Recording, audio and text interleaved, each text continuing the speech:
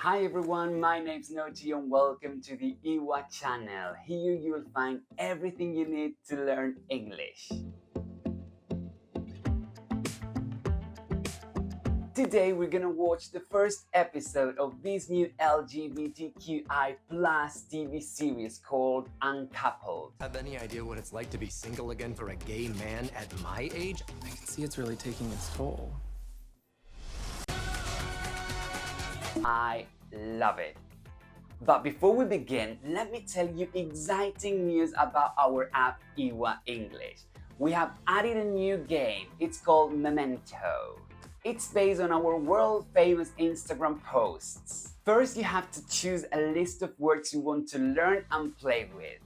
Once you have the list, you have to memorize the words. Once you have memorized all the words, you have to drag the picture to the correct word. This is what we call in Iwa emotional learning. It's going to help you learn in a fast way and in a fun way too. So make sure you check the description down below to download the Iwa app. And I've got great news for you. If you go to the description here down below, we've got a discount code for you. So go now, click in it and download the Iwa app now. It's an American romantic comedy television series created and written by Darren Star. I'm sure you know him. He's the creator of Sex and the City. Let's cut to the chase and let's watch the best moments of this first episode, and then I will break it down and teach you grammar and some vocabulary for you to understand it fully. Hey, I prepped your birthday breakfast, but my showing got moved up by an hour, so you'll have to finish without me for the second time today. Okay, so in this scene he says, I prepped your birthday breakfast. This is an abbreviation of prepared. Hey, I prepped your birthday breakfast. I prepared your birthday breakfast. And he says, I prepped your birthday breakfast. But my showing got moved up by an hour, so... Then he says, my showing got moved up by an hour. When something gets moved up, it means that something has been changed. It can be the position, or in this case, the time has been moved up. You'll have to finish without me for the second time today. And then he says, finish without me. This phrase has two meanings. The literal one, like you'll have to finish breakfast without me, and the other meaning, which is a little bit more sexual, but I'm sure you'll understand it. Sorry, I have no time to indulge a hot, virile, super successful dude in a bonkers pity party. Then Mike tells Colin, I have no time to indulge a hot, virile, super successful dude in a bonkers pity party. That's a very long sentence with lots of vocabulary, but let's break it down. So, he means to say, I have no time to allow you to do what you want. You're sexy, masculine with a high libido, and you're such a professional who does well in your career. That's basically the same thing. Bonkers pity party. And bonker means crazy. And when you feel pity is like when you feel sympathy for someone because they are very unhappy or in a bad situation. You feel pity for them.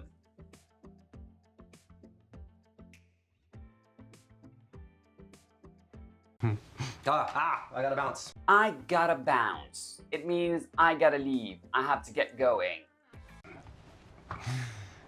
I love you, old-timer. Old-timer. An exceptional person or thing that is regarded as the best or as among the best of all time. Oh, hey, quick, before we meet the clients, with or without the scarf? So without. Even with this neck, it's not too gobble gobble? Then, gobble gobble. That's the noise that turkeys make. In this case, the character is asking her best friend if she should or shouldn't wear the scarf around her neck because she doesn't like her neck because she thinks that it's similar to the ones that the turkeys have. And in other bad news, Tyler Hawkins got the Beresford listing. Are you kidding? They went with that smug entitled millennial over us? Here Mike says they went with that smug entitled millennial over us. So it means they chose that guy over us. They preferred him to us. That's the meaning. Smug entitled millennial over us? And smug is an adjective that you use when you want to show that you dislike people like this. You can say a smug expression, a smug face. She's got a smug smile. That is just the cherry on the shit parfait that is my life lately. I went out with that guy that I met on Hinge. I went out with that guy I met on Hinge. So when she says went out, that is the past of to go out. So when you say to go out with someone, is like going on a date with someone. Nope. He thinks we're going to dinner, just the two of us. He is going to be blown away. He is going to be blown away. This means that he is going to be surprised in a good way. Can't believe it's been 17 years. Ah, you're still not married? Smart.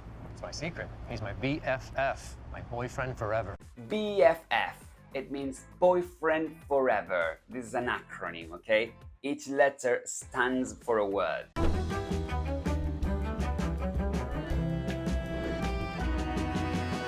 Uncoupled. What does it mean of uncoupled? Broken up. Okay, like you are a couple, it means that you're in a relationship with someone. If you're uncoupled, you're broken up. You are divorced. You're no longer together. But that's the name of the TV series, so it's a very important word you should know.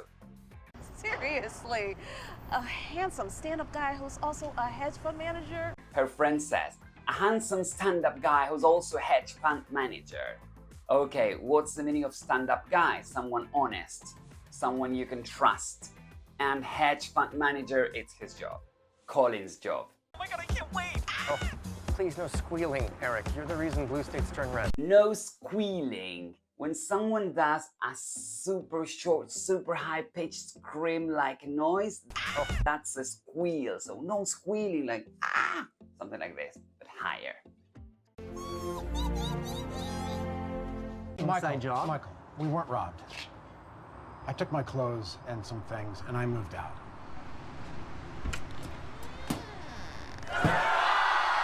Colin says, I took my clothes and some things and I moved out.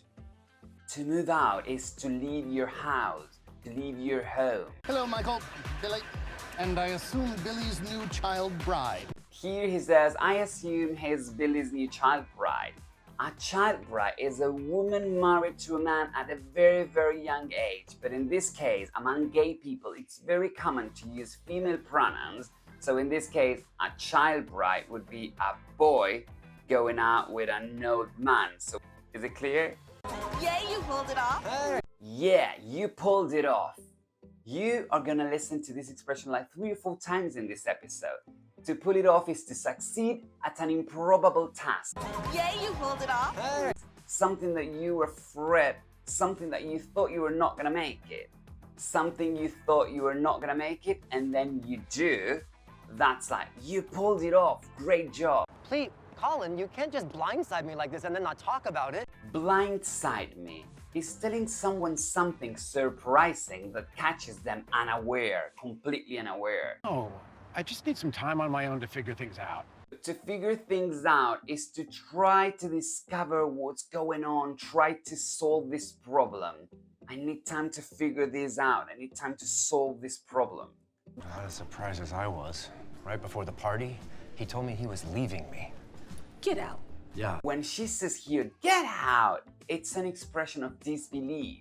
It can be used when something is too good to be true or too bad to be true. Colin doesn't like to talk. He likes to sweep shit under the rug. So, to sweep shit under the rug or carpet is to ignore or deny something that is happening, usually something embarrassing, and you don't want the rest of people to know. You don't want anyone to know, so you just sweep it under the rug. Relationships hit potholes. We'll be fine. If we say relationships hit communication potholes, it means that it's a really bad moment.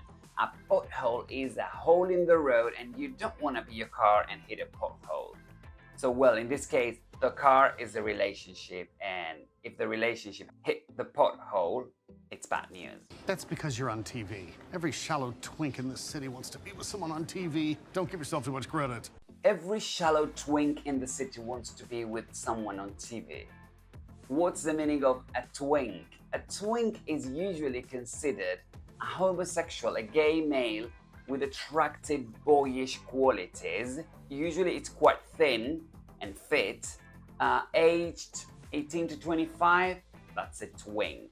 It's a very stereotypical kind of gay. I'm not a grinder. It's nothing but bottoms and tops who are also bottoms. Tops and bottom, these are gay roles. Any word from Colin? I'm sorry, he's a no-show.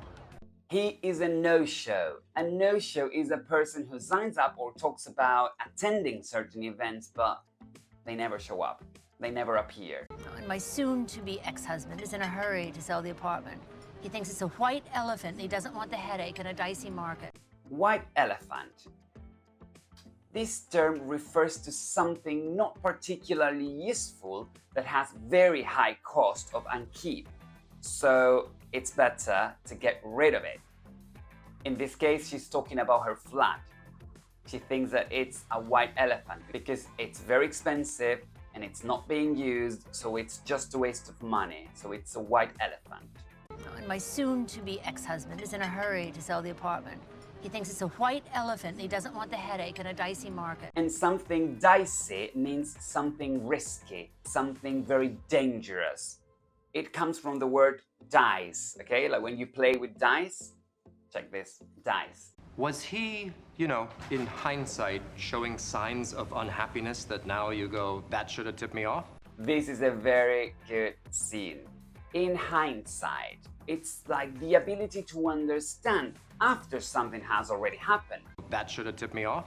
To tip someone off is to warn someone secretly about something that will happen so that they can take action or prevent it from happening. For example, And then he has the nerve to tell me I'm not being supportive enough about this.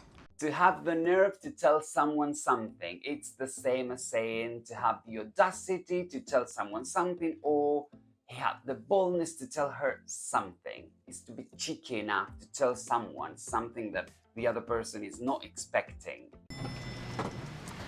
Ah, Tyler Hawkins. Oh my god, deja vu. Oh my god, deja vu. A deja vu is when an experience happens and you might feel like you've gone through that experience in the past, even though you haven't. That's a deja vu. If I had told you before, you would have talked me out of it. If I had told you before, you would have talked me out of it. What is to talk someone out of something? To prevent someone from doing something by talking about the good reasons for not doing it.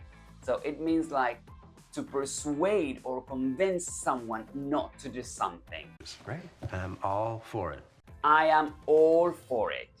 To be all for something, it means that you're strongly in favor of something. For example, I am all for tolerance. I am all for equality. Even though it might have been interpreted as a passive-aggressive sucker punch. A sucker punch. A sucker punch is a punch that takes someone by surprise. A punch coming from out of the blue. You were not expecting that. Well, gentlemen, there is a lot to unpack here. There is a lot to unpack here. When the psychologist says this, it means there is a lot to talk about here. There is so much going on here. Let's talk about this. So let's do it. Let's focus, roll up our sleeves, and get to it. Let's roll up our sleeves and get to it. To roll up one's sleeves is to prepare to fight or to work. So let's do it. Let's focus, roll up our sleeves, and get to it. And get to it means to start on doing something. To begin doing something. Long-term relationships can stagnate without the people in them even realizing it. A long-term relationship can stagnate. What is the meaning of this? Water or air can stagnate. It can cease to flow or move. It can become stagnant. Now you know all about this amazing episode of Uncoupled. And if you like this video, it will really help me if you like it. And if you want to see more content like this, go ahead and click on the subscribe button over here. Thanks a lot, and I hope you continue to improve your level of English every day. Bye!